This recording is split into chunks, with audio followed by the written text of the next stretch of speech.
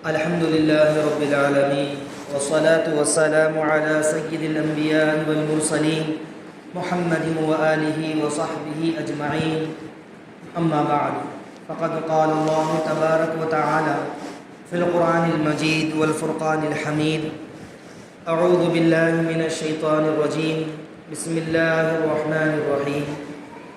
يا أيها النبي قل لأزواجك وبناتك ونساء المؤمنين يدنين عليهن من جلابيبهن ذلك أدنى أن يعرفن فلا يؤذين وكان الله غفورا رحيما. وقال النبي صلى الله عليه وسلم: الحياء من الإيمان. وقال النبي صلى الله عليه وسلم: إذا لم تستحيي فاصنع ما شئت، أو كما قال عليه الصلاة والسلام. رب اشرح لي صدري ويسر لي أمري واحلل عقدة من لساني يفقهوا قولي. سبحانك لا علم لنا إلا ما علمتنا إنك أنت العليم الحكيم. رب أعني على ذكرك وشكرك وحسن عبادتك. اللهم صل على سيدنا محمد في أول كلامنا، اللهم صل على سيدنا محمد في أوسط كلامنا، اللهم صل على سیدنا محمد فی آخر کلامنا. محترم سامعین کرام، بہت سارے پڑھے لکھے حضرات جنہیں جاہل کہنا زیادہ مناسب معلوم ہوتا ہے، کیونکہ وہ یہ بات کہتے رہتے ہیں کہ اسلام نے عورتوں کو وہ مقام و مرتبہ نہیں دیا، عورتوں کو آزادی نہیں دی، عورتوں کو قید میں رکھا، عورتوں کے حقوق پامال کیے گئے.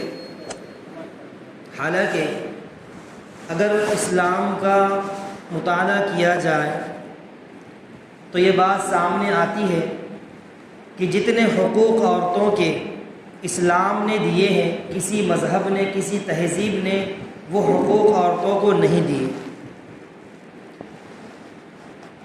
کیونکہ یونانیوں کے نزدیک زمانے جاہلیت میں عورتوں کی کوئی حیثیت نہیں تھی، بلکہ وہ نجاست کا مجسمہ اس کو سمجھتے تھے.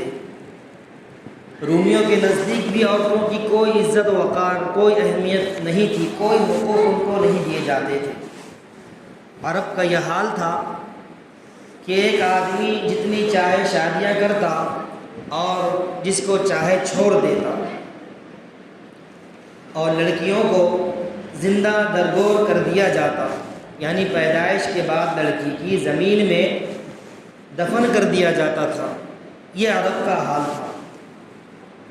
اسی کو قرآن مجید نے بیان فرمایا ہے: وَإِذَا بُشِّرَ أَحَدُهُم بِالْأُنثَىٰ ظَلَّ وَجْهُهُ مُسْوَدًّا وَهُوَ كَظِيمٌ، کہ جب کسی کو لڑکی پیدا ہونے کی، لڑکی کی ولادت کی خوشخبری دی جاتی تھی تو اس کا چہرہ سیاہ پڑ جاتا تھا، اس کا چہرہ بگڑ جاتا تھا.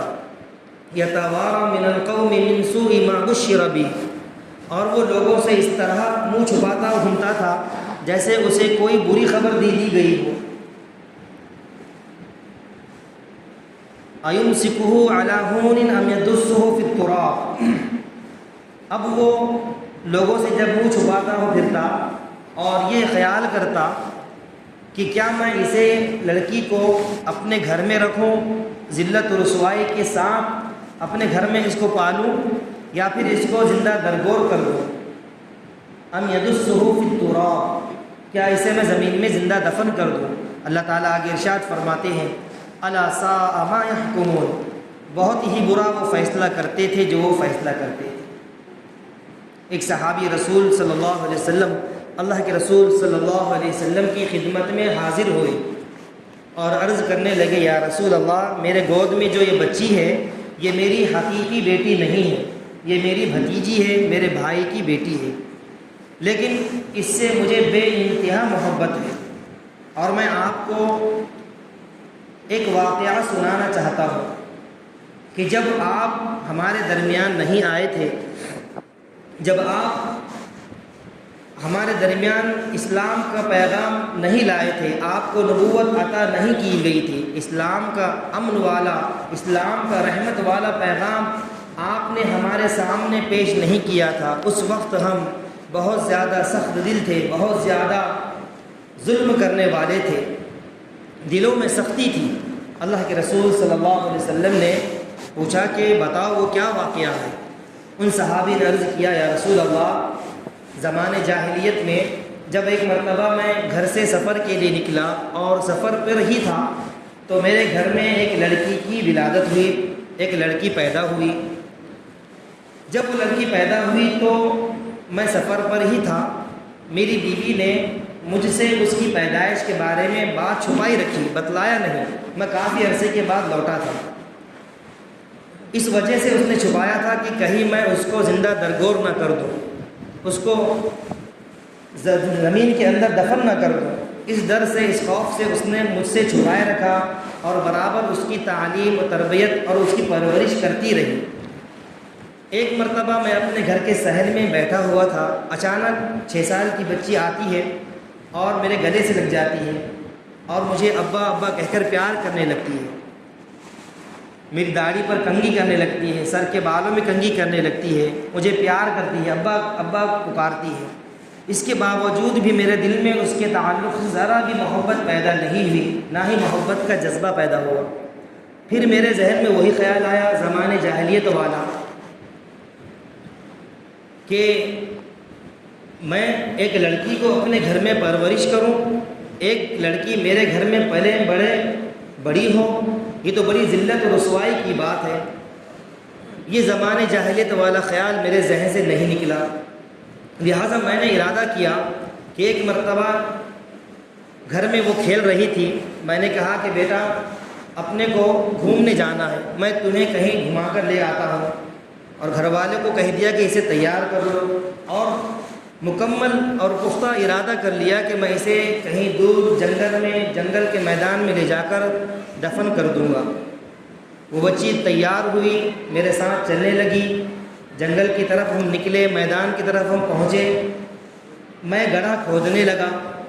مجھے دیکھ کر، میری تکلیف کو دیکھ کر وہ لڑکی، میری بچی بھی میرے ساتھ گڑھا کھودنے لگی۔ اس کو کیا پتہ تھا کہ میں اس کو ہی دفن کرنے کے لیے گڑھا کھود رہا ہوں۔ وہ بچی میرا ساتھ دینے کے لیے گڑھا کھودنے لگی، اور گڑھا کھودنے کی وجہ سے جو دھول مٹی اڑ کر میری داڑھی پر، بالوں پر، کپڑوں پر آ جاتی، تو وہ بچی بڑے پیار سے داڑھی پر دھول تھی، بالوں پر جو مٹی لگی تھی، کپڑوں پر جو مٹی لگی تھی، اسے صاف کرتی رہتی تھی اور ابا ابا جان پکارتی رہتی تھی۔ اس کے باوجود بھی میرے دل میں اس کے تعلق سے نہ محبت جاگی، نہ ہی رحم کا کوئی جذبہ جاگا، اور میں برابر گڑھا کرتا رہا۔ اور جب گڑھا کھود دیا تو اس کے بعد اس کو میں نے اس کے اندر ڈال دیا۔ اس کے باوجود بھی اس بچی کو، ننھی سی بچی کو، 6 سال کی بچی کو احساس تک نہیں ہوا کہ میرا والد میرے ساتھ کیا کرنے والے۔ جب میں نے مٹی ڈالنی شروع کی تو اس کو احساس ہوا، کیونکہ 6 سال کی بچی باشعور ہوتی ہے، اور وہ عرب کی بچی تھی، باشعور اور سمجھدار بچی تھی۔ وہ سمجھ گئی کہ میرا والد تو وہی کام کر رہا ہے جو زمانے جاہلیت میں لوگ کیا کرتے تھے، یعنی اس زمانے میں بھی جو دیگر لوگ اپنی بیٹیوں کے ساتھ کیا کرتے تھے۔ تو گڑھے میں رہتے ہوئے اس بچی نے کہا کہ کیا کوئی والد اپنی بچی کو زندہ دفن کر سکتا ہے؟ اور پھر کہا کہ اے ابا جان، آپ یہ گناہ نہ کیجیے، آپ مجھے زمین میں دفن نہ کیجیے، آپ اگر میری پرورش نہیں کرنا چاہتے تو آپ مجھے اس بیابان جنگل میں چھوڑ دیجیے، جنگل کے درندے مجھے نوچ نوچ کر ختم کر دیں گے، آپ یہ عمل نہ کیجیے۔ لیکن اس کے باوجود بھی میں نہیں رکا، بچی گڑ گڑاتی رہی، تڑپتی رہی، فریاد کرتی رہی۔ اس کے باوجود بھی میرے دل میں اس کے تعلق سے محبت نہیں جاگی، نہ کوئی رحم کا جذبہ جاگا۔ میں نے اس بچی کو دفن کر دیا۔ رسول اللہ صلی اللہ علیہ وسلم اور تمام صحابہ یہ واقعہ سن رہے تھے اور آنکھوں سے آنسو جاری تھے۔ اللہ کے رسول صلی اللہ علیہ وسلم نے فرمایا کہ اگر وہ قیامت کے دن اٹھ جائے اور تجھے پکڑ لے، تیرا دامن پکڑ لے، تیرا گریبان پکڑ لے اور تجھ سے سوال کر لے، تو کیا جواب دے گا؟ اسی کو قرآن مجید میں اللہ تعالیٰ نے ارشاد فرمایا، وَإِذَا الْمَوْءُودَةُ سُئِلَتْ بِأَيِّ ذَنبٍ قُتِلَتْ، کہ قیامت کے دن ان ساری لڑکیوں بچیوں کو اٹھایا جائے گا جو زندہ درگور کر دی گئی، جو زمین کے اندر بغیر کسی جرم کے دفن کر دی گئی، ان کو اٹھایا جائے گا اور ان سے پوچھا جائے گا بِأَيِّ ذَنبٍ قُتِلَتْ، کہ کس جرم کی وجہ سے تمہیں زندہ درگور کر دیا گیا، دفن کر دیا گیا، کس جرم کی پاداش میں تمہیں قتل کر دیا گیا۔ ان صحابی نے کہا، وہ صحابی کہنے لگے کہ یا رسول اللہ، یہی تو بات میں بتانا چاہ رہا ہوں کہ جب تک آپ ہمارے درمیان تشریف نہیں لائے تھے، آپ نے اسلام کا پیغام ہمارے سامنے پیش نہیں کیا تھا، اسلام کے پیغام، امن والا پیغام، رحمت والا پیغام ہمارے سامنے نہیں رکھا تھا، اس وقت تک ہم بڑے ظالم تھے، بڑے سخت دل تھے، بڑے پتھر دل تھے کہ محبت کرنے والی بیٹی کے ساتھ ہم نے اتنا برا سلوک کیا۔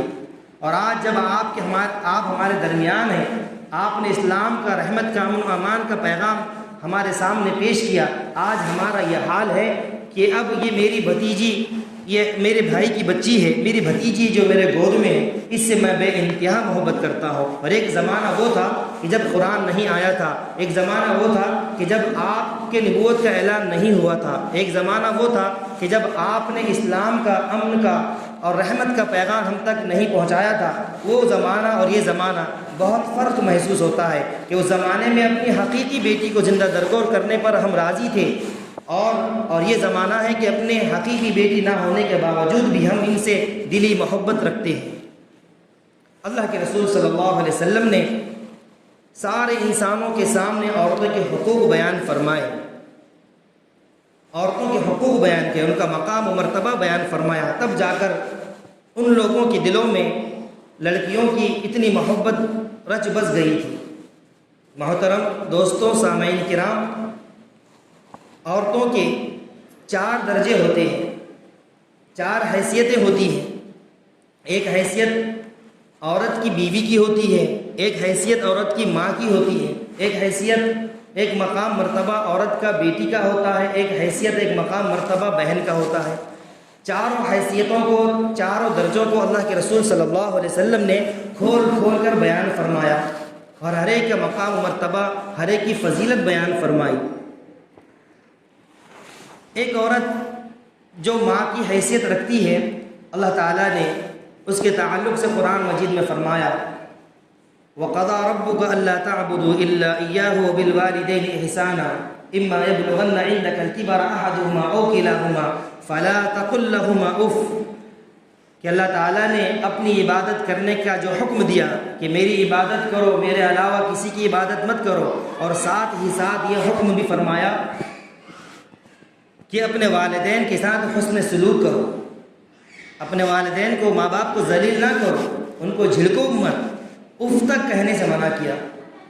علماء فرماتے ہیں کہ والدین کچھ کام کہے، اس کے جواب میں اگر کوئی بچہ اوہ کرتا ہے تو اس کی تعبیر قرآن نے یہ فرمائی اف کی، تو اوہ کرنے سے بھی منع کیا گیا ہے، بلکہ حرام قرار دیا گیا ہے والدین کے تعلق سے کہ ان کو اف تک مت کہو۔ اتنا بڑا مقام و مرتبہ والدین کا بیان فرمایا، ماں کا بیان فرمایا۔ کسی مذہب میں، کسی تہذیب میں عورت کو اتنا مقام و مرتبہ نہیں دیا گیا جتنا اسلام نے عورت کو، والدین کو مقام و مرتبہ دیا۔ ایک حدیث میں اللہ کے رسول صلی اللہ علیہ وسلم ارشاد فرماتے ہیں الجنت تحت اقدام الامہات، جنت ماں کے قدموں کے نیچے ہے، کہ والدین کی اور خاص طور سے ماں کی خدمت کرو۔ اگر جنت چاہتے ہو تو ماں کی خدمت کرو، ماں کی خدمت کرو گے تو جنت ملے گی، یہ اللہ کے رسول صلی اللہ علیہ وسلم نے ارشاد فرمایا۔ قرآن مجید میں جہاں کہیں بھی والدین کی حکم کا، والدین کے ساتھ حسن سلوک کرنے کا حکم فرمایا، وہاں پر اس سے پہلے اللہ کی وحدانیت کا حکم فرمایا کہ ایک اللہ کو مانو، ایک اللہ کی عبادت کرو، اس کے علاوہ کسی کی عبادت مت کرو۔ دونوں کو ساتھ ساتھ ذکر کیا، اللہ کی عبادت کرو، اللہ کو ایک مانو، اور والدین کے ساتھ حسن سلوک والا معاملہ کرو۔ علماء نے فرمایا کہ اس میں ایک نقطہ اور اشارہ اس بات کا ہے کہ جس کے دل میں اللہ کی محبت ہوگی، جس کے دل میں شریعت کی محبت ہوگی، اس کے دل میں والدین کی بھی محبت ہوگی۔ یہ علماء نے بیان فرمایا کہ جس کے دل میں نہ اللہ کی محبت ہوگی، نہ شریعت کی محبت ہوگی، نہ دین اسلام کی محبت ہوگی، نہ اس سے کچھ واسطہ ہوگا، تو وہ والدین کے ساتھ بھی ویسے ہی سلوک کرے گا جیسے وہ اپنے اسلام کے ساتھ، جیسے وہ اپنے رب کے ساتھ کرتا ہے۔ علماء نے یہ فرمایا۔ تو والدین کے ساتھ حسن سلوک کرنے کا حکم کیا گیا۔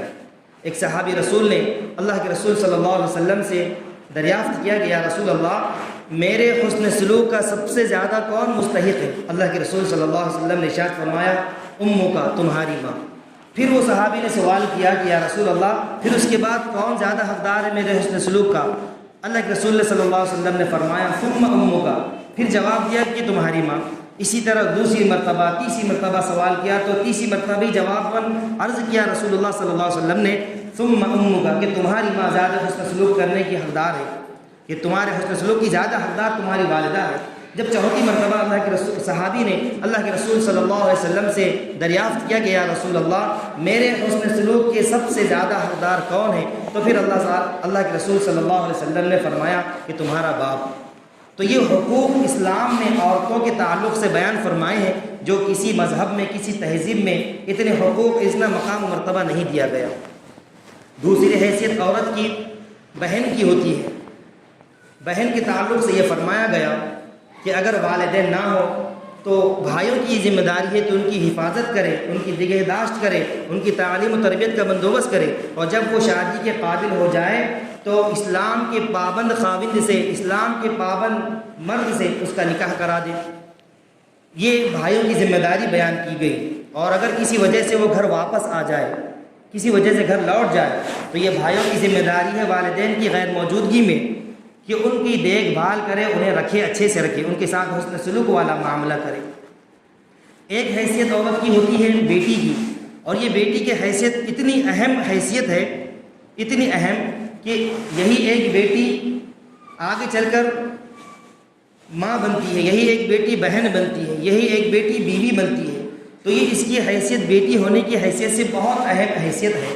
اللہ کے رسول صلی اللہ علیہ وسلم نے ارشاد فرمایا کہ اگر کسی کو کوئی لڑکی پیدا ہو جائے اور اس کی پرورش کرنے میں، اس کی تربیت کرنے میں، اس کی آزمائش میں یہ مبتلا ہو جائے، پریشانی میں مبتلا ہو جائے، تو کل قیامت کے دن یہ جہنم کی آڑ بن جائے گی، جہنم کے اور اس شخص کے درمیان یہ لڑکی آڑ بن جائیں گی۔ اتنی بڑی فضیلت اللہ کے رسول صلی اللہ علیہ وسلم نے بیان فرمائی۔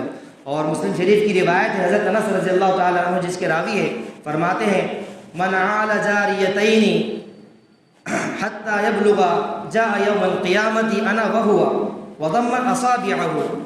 اس طرح اشارہ کر کے اللہ کے رسول صلی اللہ علیہ وسلم نے فرمایا کہ جو دو لڑکیوں کی پرورش کرے گا، ان کی تعلیم تربیت اچھے سے کرے گا، تو کل قیامت کے دن اس طرح آئے گا، اشارہ اس طرح کا ہے، دو انگلیاں ملا کر، کہ میں اور وہ اس طرح ہوں گے کہ جنت میں دونوں اس طرح داخل کیے جائیں گے۔ وضم اصابعہ، دونوں کو ملا لیا، دونوں انگلیوں کے درمیان جس طرح فاصلہ نہیں ہے، دونوں ملے ہوئے ہیں۔ اس طرح بیان فرمایا کہ وہ شخص جو اپنے دو لڑکیوں کی اچھی تعلیم دے، اچھی پرورش کرے، وہ کل قیامت کے دن جنت کے اندر اس طرح ہوں گے۔ اور ایک ترمذی شریف کے اندر الفاظ کے بدل کے ساتھ، تبدیل کے ساتھ یہ بیان فرمایا من عال جاریتین دخلت انا وہو الجنہ کہاتین، اس طرح ہاتھ کا اشارہ کرا، انگلیوں کا اشارہ کیا، کہاتین، اور اشارہ باصبعیہ۔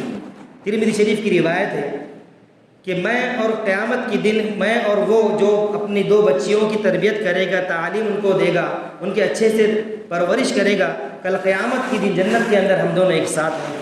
اتنی بڑی فضیلت اللہ کے رسول صلی اللہ علیہ وسلم نے بیٹیوں کی تعلیم و تربیت اور ان کی اچھے سے پرورش کرنے پر بیان فرمائی۔ اتنی بڑی فضیلت بیان فرمائی کہ کسی اور مذہب میں، کسی اور تہذیب میں یہ عورتوں کا، بیٹیوں کا مقام و مرتبہ اور اتنی فضیلت بیان نہیں کی گئی جتنا اسلام کے اندر ان کو مقام و مرتبہ دیا گیا، ان کی فضیلت بیان کی گئی۔ چوتھی حیثیت ہوتی ہے بیوی کی، کہ عورت بیوی کی حیثیت سے بھی جانی جاتی ہے۔ اللہ کے رسول صلی اللہ علیہ وسلم نے بیوی کے تعلق سے بھی بہت ساری فضیلت بیان فرمائی ہیں۔ اب چونکہ سوشل میڈیا کا دورہ ہے، سوشل میڈیا کے ذریعے ہر ایک کے سامنے یہ پیش کیا جاتا ہے، جتنے بھی لطیفے، مزاحیہ لطیفے بنائے جاتے ہیں وہ بیویوں کے تعلق سے بنائے جاتے ہیں، کہ نوجوان غیر شادی شدہ جب دیکھتا ہے ان کے تعلق سے پریشانیاں، مصیبتیں سمجھتا ہے اسے، تو یہ گمان کرنے لگتا ہے اور یہ خیال اس کے دل میں آتا ہے کہ میں غیر شادی شدہ ہی اچھا ہوں، اور شادی کرنے سے وہ نوجوان ڈرتا ہے۔ اتنے زیادہ لطیفے، اتنے زیادہ مزاحیہ باتیں عورتوں کے تعلق سے بیان کر دیے گئے ہیں سوشل میڈیا کے ذریعے۔ حالانکہ اللہ کے رسول صلی اللہ علیہ وسلم نے ارشاد فرمایا خیرکم خیرکم لأہلہ، صحابہ کرام سے فرمایا کہ تم میں بہترین شخص وہ ہے جو اپنے اہل و عیال کے لیے، اپنے بیوی کے لیے سب سے بہترین ہو۔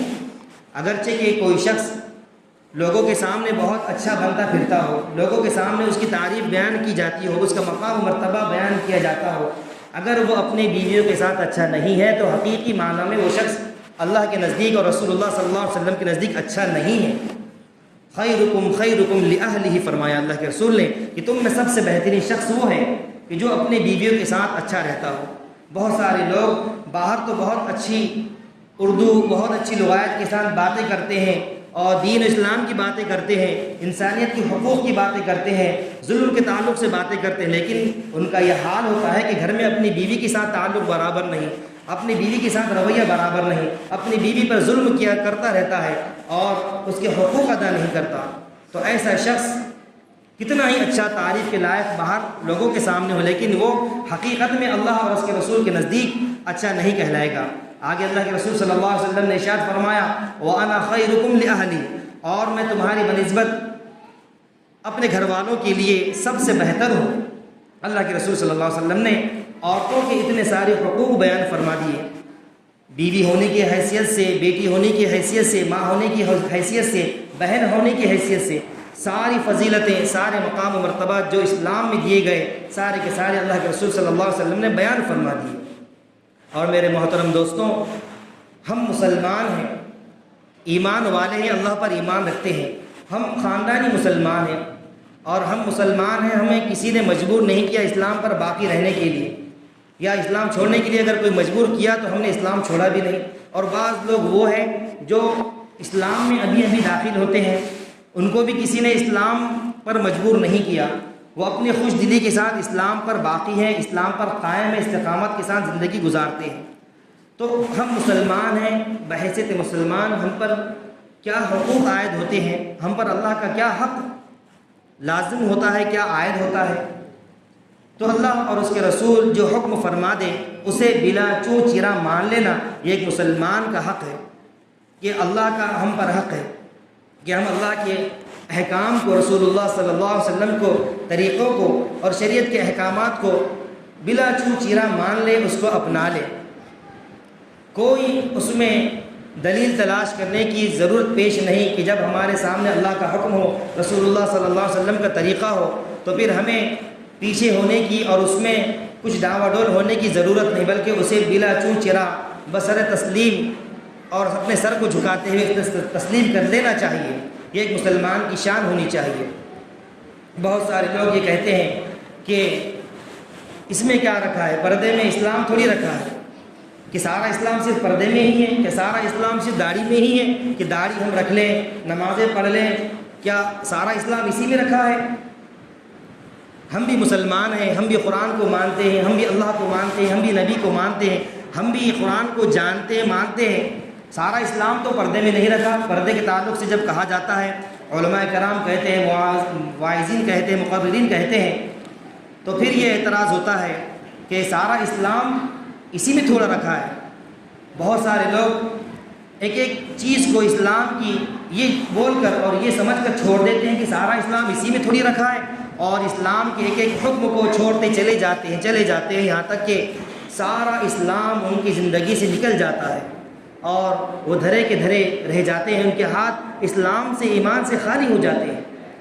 ان لوگوں کی مثال ویسی ہی جیسے ایک نواب کا واقعہ پیش کیا جاتا ہے۔ ایک نواب تھا جس کو بڑا شوق تھا اپنے جسم پر، اپنے بدن پر شیر کی تصویر گندوانے کا، جس کو اس زمانے میں ٹیٹو کہا جاتا ہے۔ بہت سارے لوگ اپنے جسم پر نقش نگار کرتے ہیں جسے ٹیٹو کہا جاتا ہے۔ اس کا طریقہ یہ ہوتا ہے کہ جسم کے اندر باری باری سوراخ کیا جاتا ہے، اس کے اندر رنگ بھرا جاتا ہے تاکہ ایک عرصے تک، ایک زمانے تک وہ شکل، وہ نقشہ نہ مٹے۔ ایسے ہی ایک نواب کو شوق اٹھا، نواب ہے کچھ بھی کر سکتا ہے، نواب کو شوق اٹھا کہ میرے بدن پر شیر کی تصویر گوندی جائے، نقش و نگار کیا جائے۔ تصویر بنانے والے کو بلایا گیا، اس ٹیٹو بنوانے والے کو بلایا گیا اور حکم دیا گیا کہ نواب صاحب کے بدن پر شیر کی تصویر بنا دے، شیر کا ٹیٹو بنا دے۔ جب وہ تصویر بنانا شروع کیا اس نے اور سوئی بدن پر چبائی تو نواب صاحب کو تکلیف ہوئی، برداشت نہیں کر پائے اور کہا کہ تم کیا کر رہے ہو؟ اس نے کہا کہ میں شیر کی پونچھ بنا رہا ہوں، شیر کی دم بنا رہا ہوں، یہاں سے شروع کر رہا ہوں۔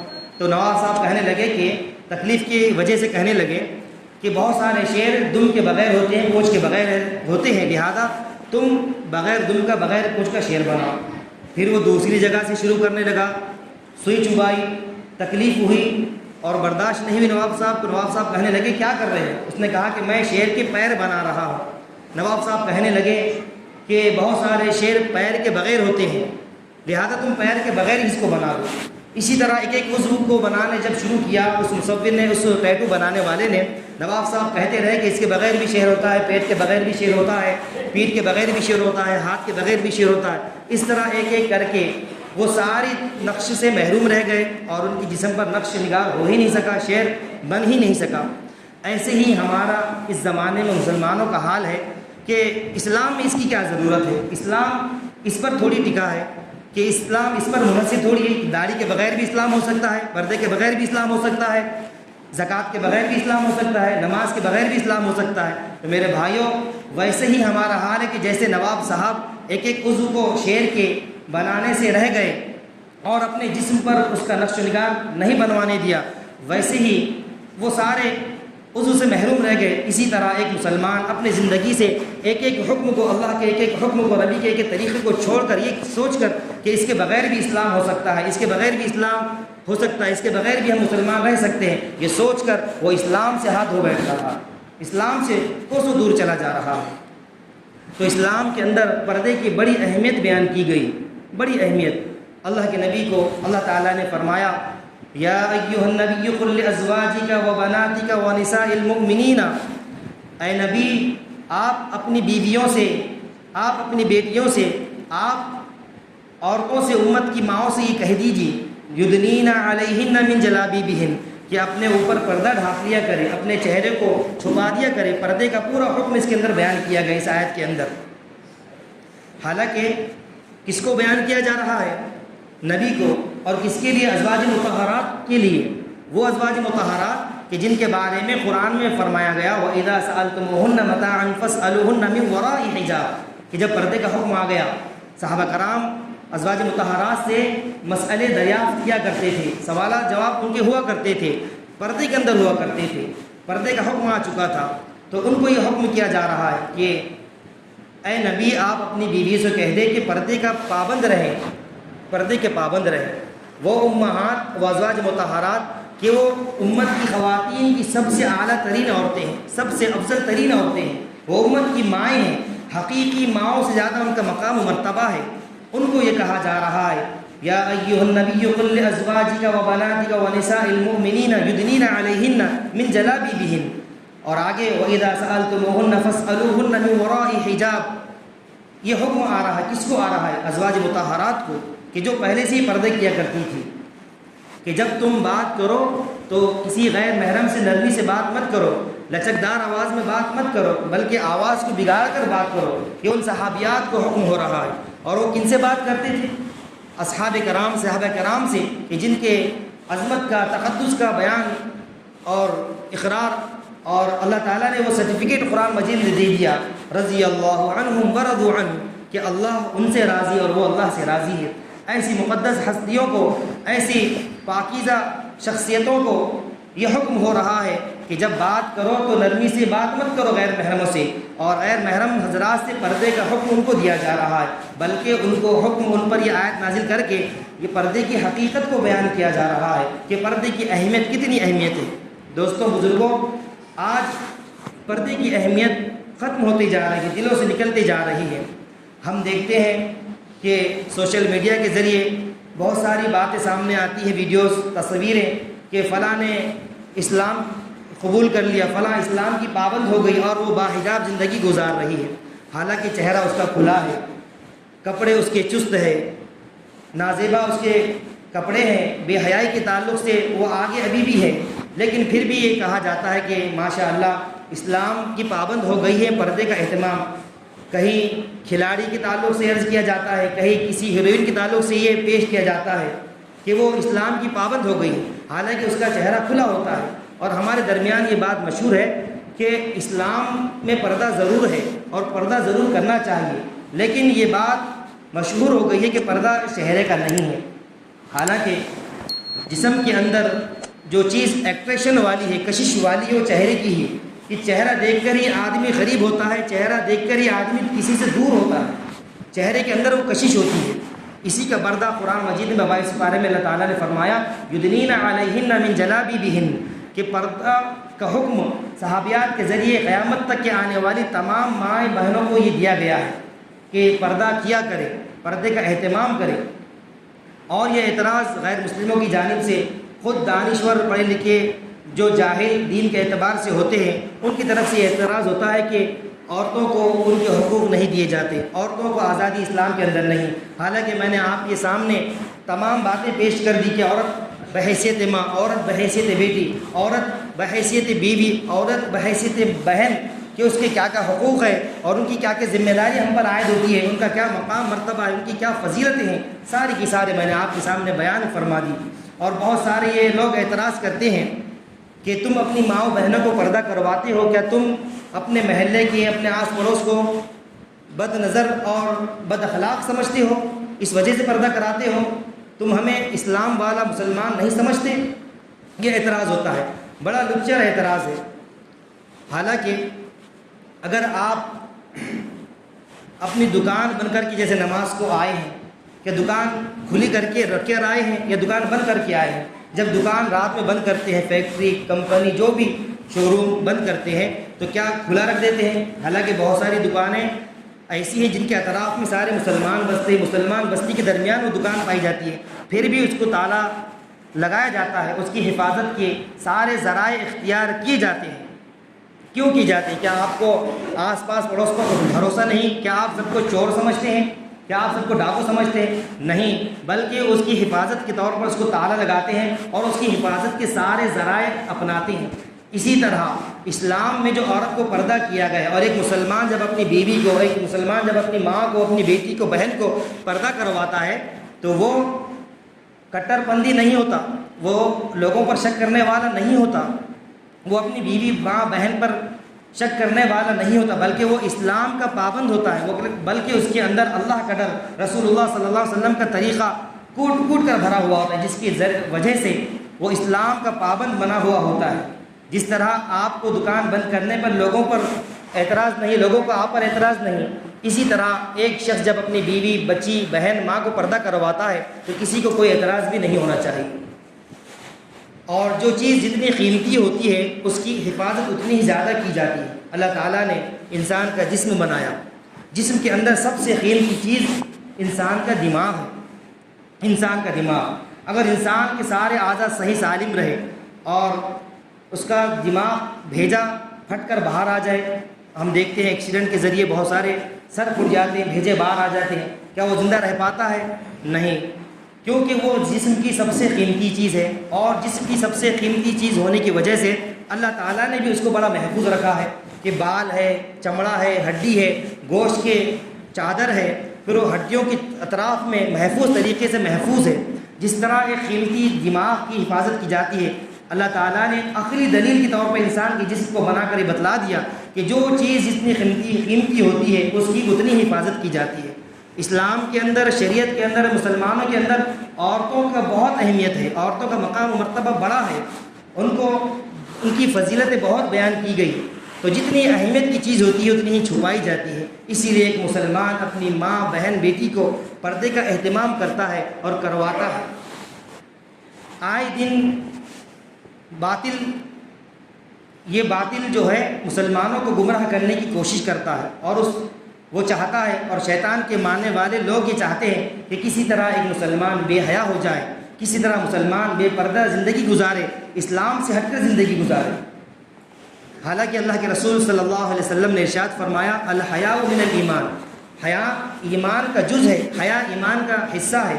اور ایک دوسری حدیث میں اللہ کے رسول صلی اللہ علیہ وسلم نے ارشاد فرمایا الحیاء شعبۃ من الایمان، حیا اسلام کا، ایمان کا ایک شعبہ ہے، ایک حصہ ہے، ایک اٹوٹ حصہ ہے، جس کے بغیر نہ اسلام حیا کے بغیر نہ ہی حیا اسلام کے بغیر، ایمان کے بغیر رہ سکتی ہے۔ ایک حدیث میں اللہ کے رسول صلی اللہ علیہ وسلم نے ارشاد فرمایا ما کان الحیاء ما كان المؤمن في شيء الا زانه وما كان الحياء في شيء الا شانه.